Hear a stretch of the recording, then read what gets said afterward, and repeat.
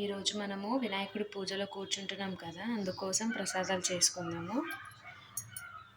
చింతపండు పులిహోర చేసుకునడానికి చింతపండు నానబెట్టుకున్నాము, శనగలు ఉడకబెట్టుకున్నాము, అలాగే రైస్ కూడా కడిగి పెట్టుకున్నాను ముందుగానే.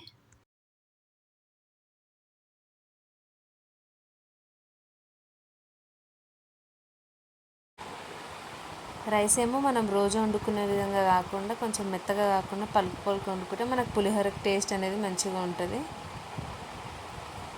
అన్నం వండుకోవాలి. ఇప్పుడు మన శనగలు ఉడికాయో లేదో చూద్దాం. కుక్కర్ మూత తీసి నేనైతే 5 విజిల్స్ ఉంచాను. మంచిగా మెత్తగా ఉడికిపోయింది చూడండి. ఇలా ఉడికితే సరిపోతుంది. ఇప్పుడు మనం నానబెట్టుకున్న చింతపండుని మొత్తం గుజ్జు మొత్తం ఇలా కడాయిలో కలెక్ట్ చేసుకొని ఉప్పు పసుపు వేసుకొని మంచిగా ఉడికించుకోవాలి. కొద్దిగా ఇంగువ, జీలకర్ర మెంతుల పొడి, ధనియాల పొడి,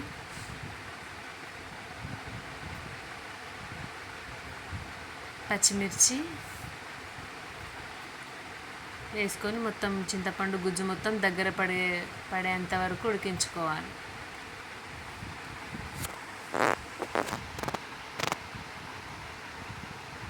ఇందులో కొద్దిగా ఆయిల్ కూడా వేసుకుంటే మనకు రైస్కి పట్టించినప్పుడు మంచిగా ఉంటుంది, అంటుకోకుండా. ఇలా ఆయిల్ పైకి తేలాక చింతపండు పులుసు రెడీ అయిపోయినట్టే. ఇప్పుడు మనం దీనికి పోపు పెట్టుకుందాం. ఉడకబెట్టుకున్న శనగలకి పోపు వేసుకుందాం. నూనె వేడాక జీలకర్ర, ఎండుమిరపకాయలు, కరివేపాకు వేసుకొని పోపు అంతా వేగాక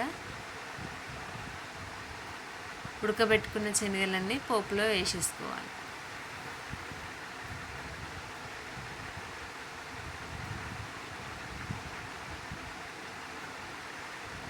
ఉడకబెట్టుకున్న శనగలన్నీ పోపులో వేసుకొని కలుపుకుంటే సరిపోతుంది.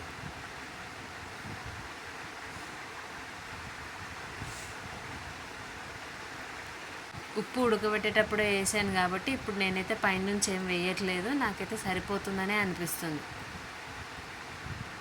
మీరు ఎలా చేస్తారు చెప్పండి కామెంట్ బాక్స్లో. ఉప్పు పైనుంచి వేస్తారా, ఉడకబెట్టేటప్పుడు వేస్తారా? ఇప్పుడు చింతపండు పులుసుకి పోపు ఆల్రెడీ వేసేసాను నేను. పంచామృతం కోసం ఇప్పుడు మనం ఒక గిన్నెలో పాలు, ఆవు పెరుగు, ఆవు పాలు, తేనె, నెయ్యి, చక్కెర అన్నీ వేసుకోవాలి. ఆయిల్ వేడవ్వగానే మనం ముందుగా జీలకర్ర, ఆవాలు, మినప్పప్పు, పల్లీలు, శనగపప్పు వేయించుకోవాలి.